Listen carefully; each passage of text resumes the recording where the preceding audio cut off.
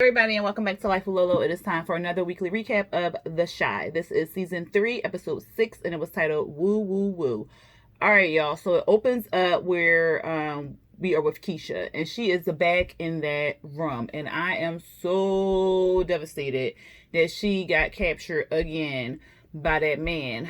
Because I was so hoping at the end of it. I know she got caught. You know what I'm saying? We saw that.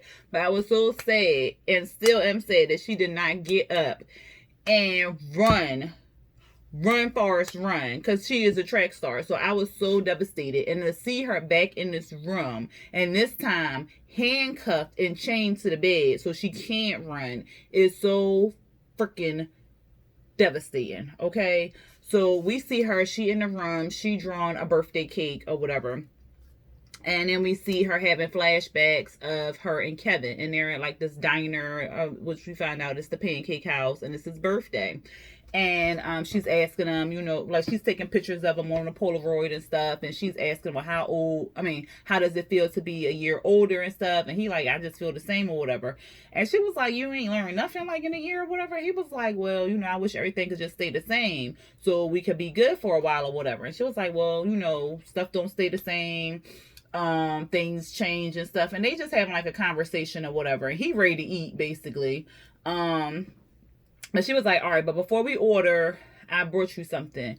And he was like, well, you had to give me that. She was like, yeah, whatever, I did. And she was like, well, he was like, what is it? And she was like, well, a gift to remember me or whatever. And he was like, you going off to college, you ain't dying or nothing like that. And I was like, oh, Lord.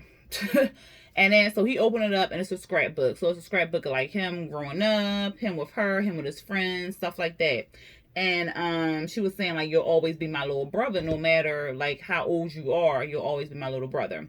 And then the people come out the back, and they have like this pancake tower with a candle in it, and they wish him and sing him happy birthday and stuff. We see her back in the present time, and she's crying, and she's drawing the still putting the candles on the cake, the picture, and she wrote underneath, happy birthday, bro. We see the man come in, and at first he's a blur. So I'm like, is we not going to see him? Like, we're not going to see who he is. But then the camera focuses, and we actually see him. And I'm going to have to go back to the episode 1, because I think they did show him. From what I was reading, like the comments and stuff like that, people were speculating that it was the guy who was running, like the jogger who was running, and then the guy who put money in the can at the pizza place.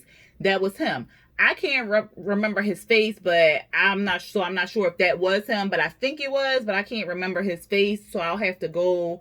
But I think that was the jogger, but I don't know if it was the pizza man. So I'll have, not the pizza man, the man who put the money in the can at the pizza place. So I had to go back to, was it last week's episode, and see if that was him. But I think that was the jogger.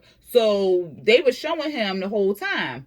But I don't know if we saw him in the last seasons, because I'm trying to figure out where he works at. Did he work at the school and saw her at the school or something? Because he had all those uniforms. I don't know. We'll have to figure it out. Y'all put in the comments what y'all think. So anyway, he comes in, and he's like, he don't say nothing. She's sitting on the bed. He snaps his finger to tell her to get on the floor, and she gets on the floor. He gets behind her and sitting on the bed, and he got a brush, and he brushing on her head. She crying and stuff. And he like, yeah, you are clean. Now you a good girl or something. And then she just crying. He like, it's going to be okay. Let me take care of you. Then we hear this on the door. And he like, I'm going to take care of you. She just crying. The knocking continues on the door. It's Ronnie, y'all. I said, oh, praise God. Yes, come on, Inspector Gadget. Do your shit, child. Do your shit.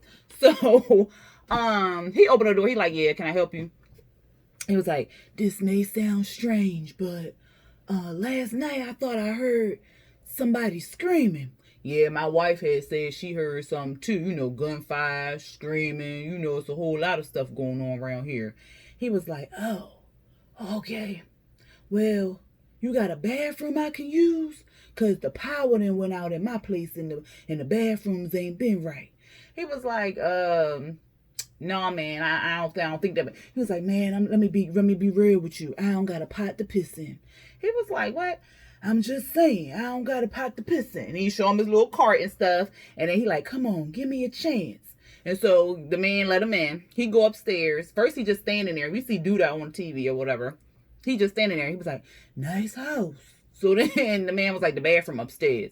So Ronnie go upstairs. And now he looking around. He looking in the rooms. He trying to figure out, like, did I hear, what I thought I heard or whatever. Then we see Keisha downstairs. I guess was she in the basement? She couldn't have been in the basement. She must have been on that level because she wouldn't have heard him walking, because she was in the room and she could hear somebody walking above her. So that she couldn't have been in the basement. She had to be on the level where he actually walked in at. So Ronnie upstairs, the man, he turns the volume up on the TV or whatever. And then Keisha is screaming. She's screaming, and it's a vent right there. So we're in the bathroom where Ronnie at, it's a vent. So she's screaming, help me, help me, help me. And he looking like, what? I know I hear somebody saying, help me, help me. So he, flushed the toilet like he used the bathroom. He comes downstairs and he was like, you hear that? He was like, hear what? Like, what you talking about? And then at that same time, the fucking kettle on the goddamn stove started whistling or whatever. And Ronnie was like, oh, so he was standing there. And the guy was about to get the trophy and bang him in the head. But then the whistle on the kettle started blowing. So then Ronnie was just like, oh, I guess I'm hearing stuff. And the man was just like, well, yeah, we all be hearing stuff. Or some shit he said.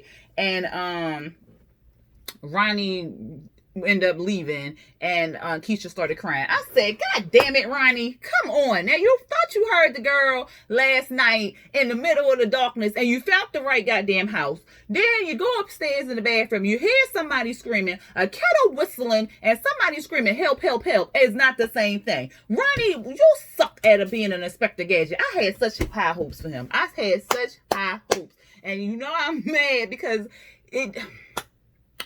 if y'all saw the episode, so I'm mad because Ronnie ain't followed through. Like, he ain't followed through in this episode, and it was so fucking annoying because I'm like, yo, you could at least told somebody what you thought you heard so they could at least call the cops, do something. Like, Anyway, we see Dre and Nina.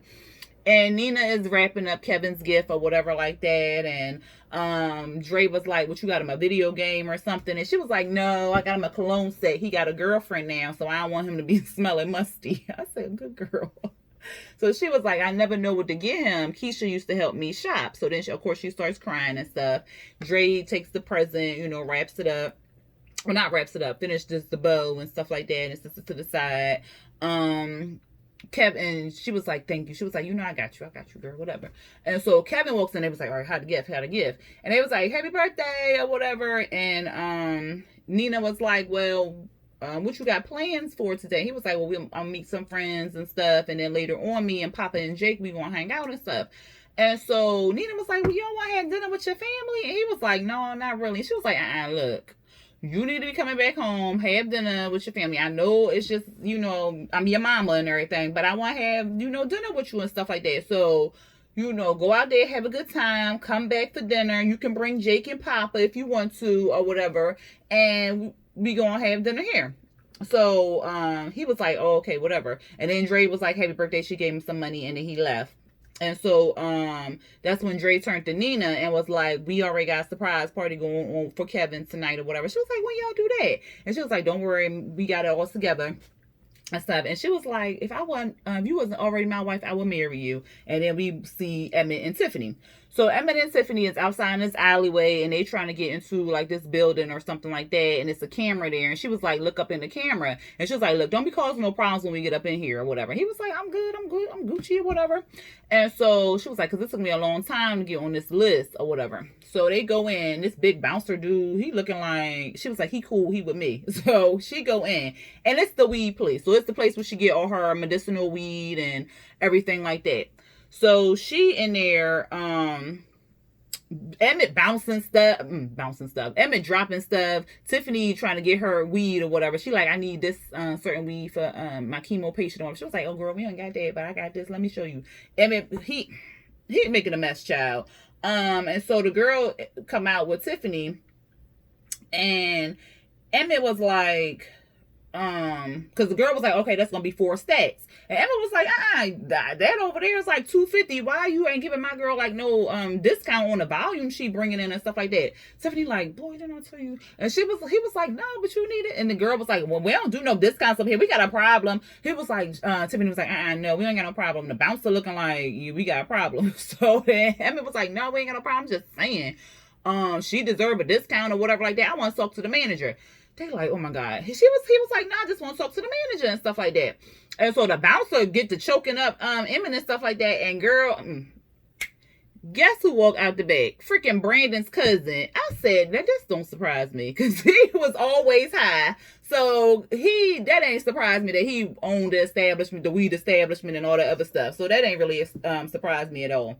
We see at the skating rink, they getting it on them skates, child. I wish I could skate like that. I can't. I got to hold on to the wall. Judge your mama. So, like, they skate. It's people skating and stuff like that. We see Kevin and Gemma, they skating. They having a good little time and stuff like that. They sit on to the side and they start talking. And he said something about, she asked him, was he hungry? He was like, no, I'm saving my stomach for a house of pancakes. Keisha used to take me here all the time. And she was like, oh, okay, well, I can take you there if you want. And he was like, okay. And so then they kissed. And then she was like, well, do you mind if I invite some people or whatever? And he was like, no, that's okay. So she texts, her friends and stuff like that. And then she ready to go skating again. He said he gonna use the bathroom. So he ended up texting like Jake and Papa, and was like, Emma's friends is on Gemma's friends is on the way. What he say? Her weird friends is on the way. Where y'all at or whatever. They don't respond or nothing like that. We back with Keisha. So the man, he come downstairs. He mad. He like, it seemed like you can't seem to behave or whatever like that. And so then he get all up on her and stuff. And, cause what he say? He was like, I heard you trying to scream and stuff like that. And then he choked her up. And then he pulled out a chair and then he set her in a chair or whatever like that. And he was like, why you want to get daddy in trouble? Oh, every time he talk, he just, it does something to my skin. And he was telling about his first crush. So he was saying like, I had a first crush named Sophia Bowden, and you remind me of her. She had this natural hair, and he loved her hair. It was natural and all this other stuff. It was soft and stuff.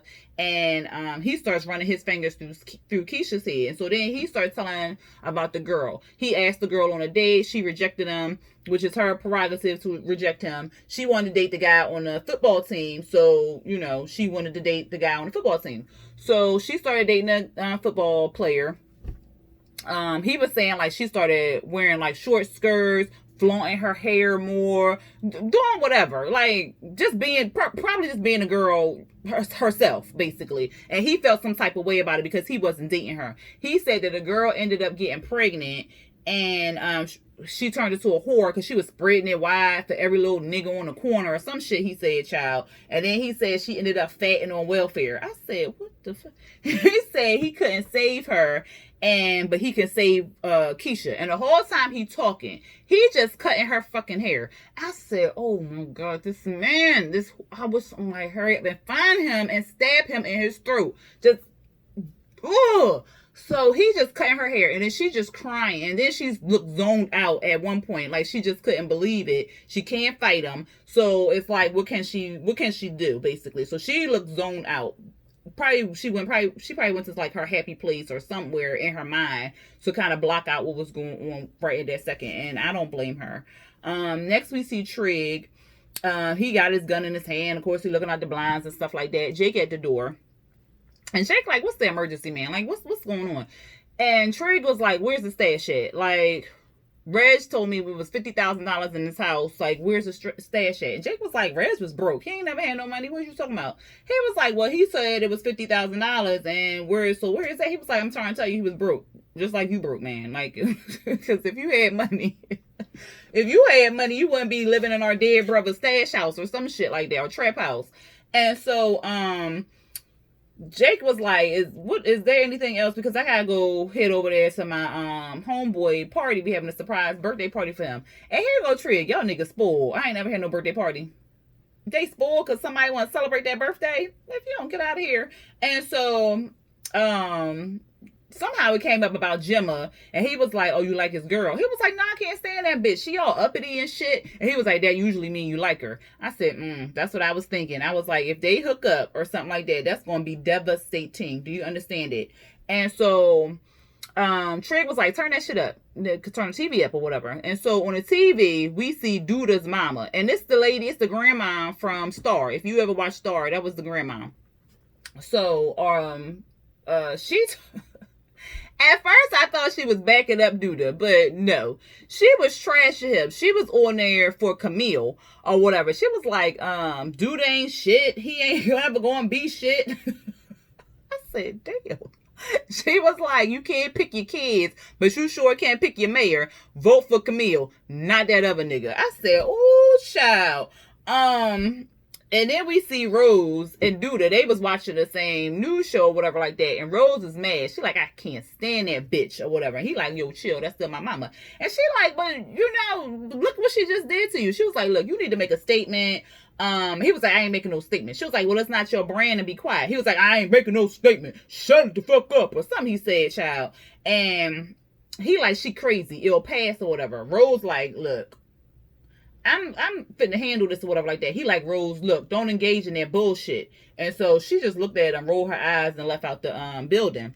Then we back at the weed place. Emmett, he's smoking the fuck out this bong. I said he gonna get high. So I forgot what Brandon cousin name was, but he like, this is some good stuff, or because Tiffany like, look, don't be getting too high, and I'm gonna have to carry your ass home or whatever like that. And the cousin was like, it's not going do all that, it's just gonna get you high, but you're gonna still be able to function, okay? You're gonna be able to function and stuff like that. I said he's still a mess. Emmett fucked up. He's staring at the lava lamp, like the lava lamp talking to him or some shit like that. And the cousin was like, well, y'all can have some. I'm gonna give y'all something to take home or whatever. And Emmett was like, well, why you gonna give us something to take home? We'll pay for it, but you need to give my girl a discount. He was like, I ain't giving no discounts around here. What's wrong with y'all people? Y'all always want a goddamn discount or whatever. And he was like, look, I'm just telling you, we can sell your high grade weed at a premium price or whatever. And he was like, y'all trying to hustle or whatever. He was like, no, it's just good business. And so he started calculating and all this other shit. And then he was like, all right, y'all got a deal or whatever. And then when they leave out, Tiffany, I think she was proud of Emmett, how he handled himself. But she, of course, got to act like she ain't proud and stuff. She was like, why you got to do that? Why you got to act like everything's a business meeting? And he was like, you know, I'm just trying to take care of my girl and stuff. She was like, yeah, but whatever. You don't got to do all that. And then she started smiling and they walked off, child. We see at the skating rink, the two little girls, Gemma's friends, they was talking about, you know, Kevin's situation with his sister missing and stuff like that. And the little girl said something about we gotta take it easy on him or give him his space or something. So Kevin, he mad that Jake, or well, he thinks Jake told his business or whatever. And so Gemma's trying to calm him down and stuff, but he was still mad and he snapped out. We see Papa and Maisha, they at this bakery or whatever, they in line getting the cake and stuff. And he just looking at Maisha. She like, what? He was like, well, when you want to let me tell people about our relationship? When you want to make it official and stuff? And she was like, look, once people know that you're in a relationship, they always got their opinion and stuff, and they always want to step in and all that. Can we just keep it on the hush hush right now? And he was just like, all right, whatever. Well, he didn't say it like that, but he was kind of like, well, I'm ready to tell people and stuff like that. And but then he was just like, okay, you know, whatever. So then they get up to the thing. Why the girl got an attitude? Girl, ain't nobody tell you to come to work today. You pick that job. You pick that job, okay? So she got an attitude all on her phone. I'm like, the line out the door. Why are you on your cell phone? But whatever. He like, I'm here to pick up the cake and stuff. They she like, okay. She go over there and get the cake. Why they open up the cake and it said Kate Kavion? They was like, who is Kavion? She was like, well, what's it supposed to say? He was like, Kevin. And she was like, well, how it's supposed to be spelled? Like, regular people spell it Kevin, whatever. So the girl, she tells somebody to take the cake or whatever to fix it. And he was like, look, I'm not trying to have Dre mad at me over no cake. Like, we not trying to have no problems and stuff. Why they get a cake back and all they did was remove the Y? So it's a big ass space between the K-A. So it's a K-A, big space, O-N. Who is K-On? Damn, stop playing with me. Next, we see Ronnie, and he at the nursing home with his grandma. She all dressed up and gussied up. She looking for her lipstick. She was like, where is my red lipstick? I know I got it somewhere and stuff. And he was like, your red lipstick is in your hand and stuff. She was like, oh, thank you, baby, thank you. And she like, why you ain't got your uniform on? He was like, it's in the cleaners. And so she was like, well, come on, let's go to Foxy's or whatever, so she can intro the band and stuff. And he was like, you look great, Grandma. She was like, I know. I started cracking up. But that's what, at this point, I was like, really, Ronnie? You done picked up your grandma. You ain't gonna call the cops. You ain't gonna tell Dre. You ain't gonna tell nobody to at least, like, look at this man's house or something like that. And you ain't outside the house until the man leaves. Like, come on, Ronnie. That's what, oh. Anyway, we see Maisha and Papa, they walking in the street, and she was like, you know, my cousin got shot. He was like, well, damn, which one? She was like, you know, the such and such. He was like, the one with the lazy eye? She was like, yeah. He was like, well, did she make it?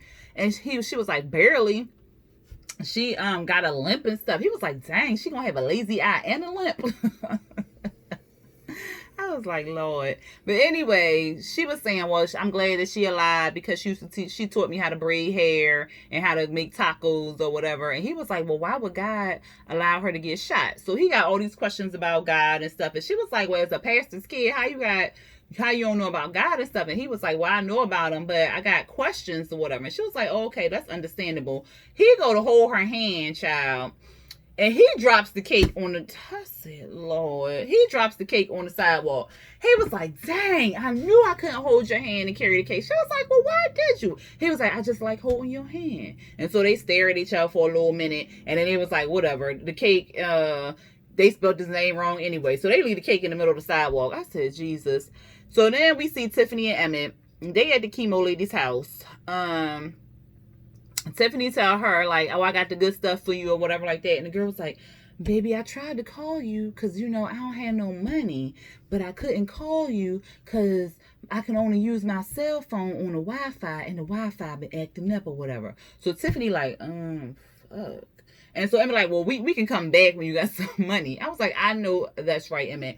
And she was like, well, you going to be waiting a long time because I ain't going to have no money. So not Keisha. Tiffany is feeling kind of, you know, down or bad about it or whatever because she want to help the lady out. So she was like, all right, well, but I'll give it to you now, but you could just pay me back later. But he was like, well, I don't want no debt. And she was like, all right, well, what can you pay me or whatever? And so she was like, well, I can give you a psychic or reading. No, she was like, I can give you a reading. Evan was like, what kind of reading? She was like, a psychic one. And was like, no. Tiffany was like, yes. So they did this stuff before, child. So then the lady, she put out her cards and stuff. She hit the weed or whatever. And then she like, all right, pick your card. So it's the lover's card. And she was saying, like, your love is strong. And then it was another card. It was 3 of swords. And she was like, there's danger in the horizon. Your love will be tested or whatever. So Tiffany like, oh, come on now, Emma. He was like, I ain't even doing nothing. How you want to be mad at me about some shit I ain't even do yet? So the lady was saying something. She was like, where's one of them thirsty bitches? And she was like, well, she was like, what's her name? She was like, well, to find that out, you're going to have to pick another card. And it's going to cost you. So then Tiffany put out some more weed. I said, come on now, Tiffany. So she put out some more weed. And the lady was like, all right, flip another card. And then it was something. I can't remember what it was, child. Oh, the Knight of Wands or something like that. And then she going to tell Emmett, your dick is the force. It will always need more pussy than hers or whatever.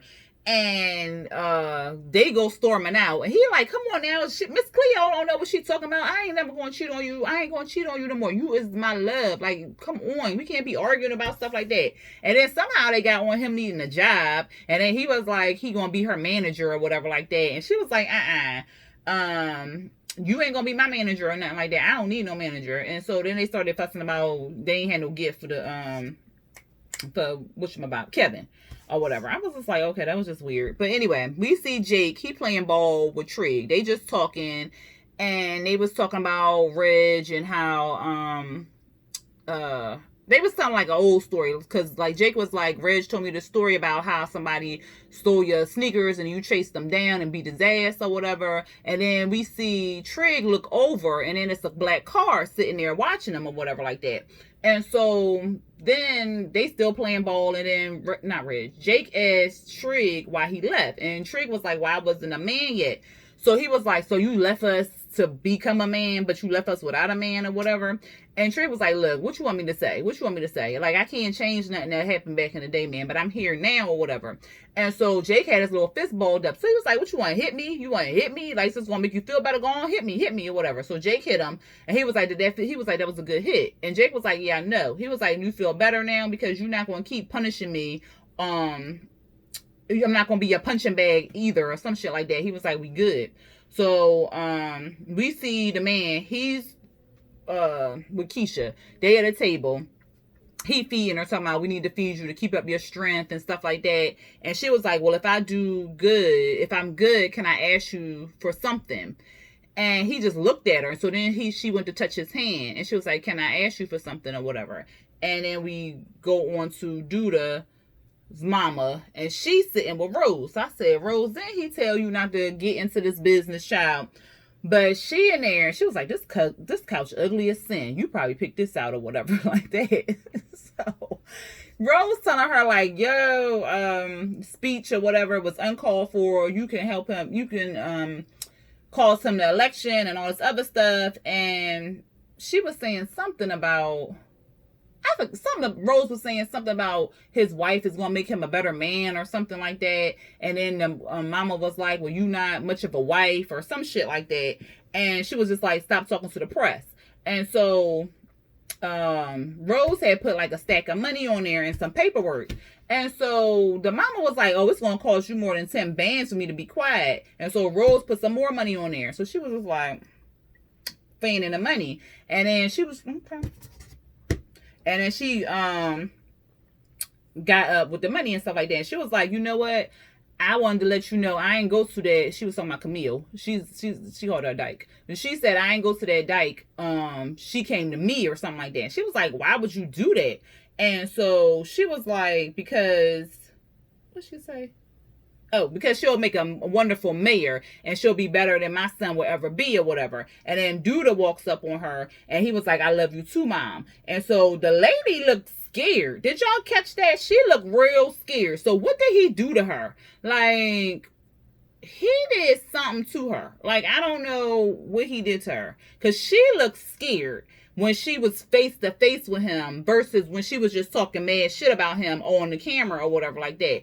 And so he was like, now get the fuck out or some shit. And so then she hurried up and left. And then he turned to Rose and was like, what did he say? Oh, I was just starting to trust you or whatever like that. And Rose looked like, oh, damn, like I done fucked up type thing.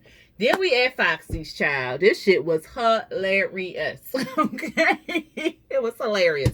So we at Foxy's and the grandmom said something to the man, like, what's playing or something, like to the bouncer. She was like, what's playing, and tell him to put some bass on or something. And so Ronnie was like, she in the twilight or something like that. And so the man was like, oh, okay, you an OG? She was like, yeah, Miss Ethel in the building or whatever. So, child, they get in there. They get in there. She see the microphone or the stage or whatever. So she tell him to take her coat. She about to go up there and sing. Ronnie like, Grandma, no. I don't think it's that type of club no more. Child, as soon as he said that, somebody got on the stage and was like, it's time for some big dick or some shit. I said, they in the goddamn strip club. A male strip club. Child, all these men come out. They start popping and stuff. And she was like, what is going on? Why would you bring me here? He was like, well, you've been asking to come to your old jazz spot for the longest. Whatever. She was like, well, why would you bring me here and stuff? And he was like, what'd he say? Oh, he was like, well, let me take you out of here. And so one of the men started like popping it on her. And she was like, no, I think I must stay. Show me what you're working with. I said, Miss Ethel is a hot ass mess, boy. She was having a good ass time in that goddamn club, boy. She was drinking. She was having a good freaking time. And let me just wrap Ronnie and them up. So she had a good ass time. And then the next thing we see with her and Ronnie is like she's still in the club and she like telling the people, like everybody's quiet and stuff. And she's telling the people about old stories about the club and how they used to kick it back then, and how it was a good place for black people because that was the only place they really felt like they was free, and because they gathered in the jazz spot and stuff like that. So Miss Ethel had a good time. And then she got back to the nursing home, and she was like, that was one night to remember, Ronnie. And so he was like, yeah, it was. She was like, did I tell you I almost slept with Coltrane? And so he started laughing and stuff, and then he put her in the bed, and he was like, let me take your shoes off. So he took her shoes off, and it looked like he was rubbing her feet a little bit, and she was like, it's cold in here. And he was like, let me get you a blanket. So then he go over there and get her a blanket. He come back, he put the blanket on her, and he was like, how that feel, Grandma? And she was quiet. And when he went to get the blanket, I said, oh, God, she gonna die.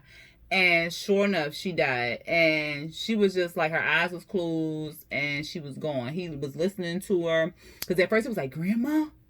Grandma?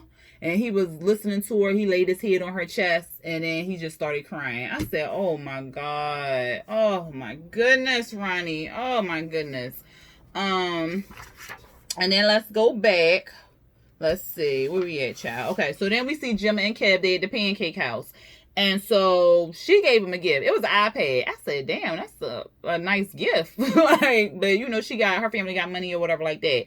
The waitress, and then they had kissed. And the waitress comes up while they kissing. And she was like, okay, Kevin, I see you got your hair cut. You think you a man now or whatever. And so he says he wants the usual. The waitress goes, and then Gemma was like, I really like you. And he was like, I like you too. And she was like, I want to tell you that it was me. So she told him that she was the one who dropped the bomb and told the business of Keisha. And he was like, why would you do that? And he was like, well, I was talking to my mom about it, and I was trying to figure out how I can make you feel better, or, you know, be around something. She said, like, she was trying to ask her mom for advice, basically. So he got mad, and he was like, why would you do that? Because the mama must have told somebody, and then somebody told somebody. You know how the little telephone tree work. So he was like, why would you do that? Like, am I supposed to what did he say? He was, because she said she wanted to take his mind off of stuff, basically. So he was like, so I'm supposed to make you feel good about my situation? And she was like, no, that's not what I'm saying, or whatever like that. And he was like, she was like, I just want you to talk about it. He was like, well, I don't want to talk about it. And he got mad, and he stormed out, child. I said, oh, Lord. What we see next, child? Because I got 2 sets of damn notes. My bad, y'all. So I got P-Valley on the same paper. So then we see Trig and Jake, and they breaking into like another trap house or something like that, still looking for the money. So Trig, he tapping on the walls, and then he go over to the wall that look already like it was plastered up. I said, that's the wall you should have started with. But at any rate, he kicked the wall, and then he pulled out a bag of money. So then they hear some footsteps, and then Trig like, all right, come over here. He picks up like some crowbar or something like that, and then the man come around the corner. He bang him, bang, bang, bang. And Jake was like, oh, that's the dude that worked for Duda or whatever like that. He was like, I know. He was following us the whole time. And he was like, oh, so you knew? So that's why you was hanging out with me or whatever? Because Trig was like, he trying to kill me. He was like, so that's why you was hanging out with me or whatever? He was like, you know, something like that. And he was like, look, man, I'm out of here. He was like, look, I'm not finna spend this money on no lawyer, and you don't want to come with me or whatever. And he was like, why would I come with you? I'm fine where I'm at. And he was like, Duda killed Reg. And he was like, Duda ain't killed no Reg. What you talking about? The Wild Boys kill him. And he was like, yeah, but Duda hired him. He was like, he don't even mess with the Wild Boys. He was like, so if he was like, exactly, if he don't mess with the Wild Boys, why he didn't retaliate after they killed Reg? And Jake was just standing there looking like, trying to figure it out or whatever. We see Duda, he doing some interview. He blaming mental illness for the way his mom is acting and stuff like that. And then he leaks something that Camille said to the press or whatever. Something about she going to keep visiting churches. What should I say? Low income churches. Because all they gotta believe in is God, so they gonna believe in something else. Something like that. I was like, ooh, Camille. Ooh. We see the family and Tiffany or Emmett and stuff. They setting up for Kevin's party. And then we see Kevin, he in the hallway, and he's getting a call. And the person on the other end doesn't say anything. They just breathing or whatever. He was like, hello. And then we see it's Keisha. So the guy had allowed Keisha to call Kevin, but I guess he said not to say anything or whatever. And so he hung up the phone and stuff like that. And the guy was like, "You happy now? You feel better now?" or something like that. And she nodded her head and she was crying, of course. And then Kevin goes in. They say surprise. They throwing confetti. They hugging him and stuff. They come out with a tower of pancakes for his birthday. And then she says, "Make a wish," and he blows out the candles, and that's when the show ends. So y'all let me know what y'all felt about this episode. I am praying that maybe in the next episode, Ronnie, well, he gonna handle his grandma's funeral. Child, I just hope he goes back and investigates that house, or at least stays on the corner and watches the house. But the man gonna know that he watching the house, so he might not do. I don't know, child. It's gonna be a hot ass mess. But I hope Ronnie watched the house from somewhere where the man don't see him, and then he slip up. And then he find Keisha. Because I cannot keep going on like this. And this episode, what? 6? 5? What goddamn episodes? 6. And it's only like 10 episodes. So we got 4 more episodes. Child, I wish they hurry up and find goddamn Keisha. And I hope this man don't do nothing to her. Nothing to her. But anyway, y'all, that was the episode of The Chi. Tell me how y'all felt about this episode. If y'all like the content of this video, go ahead and hit that thumbs up button, hit the subscribe button, hit the notification bell to be notified when I drop new videos, y'all. All right, until next time, peace.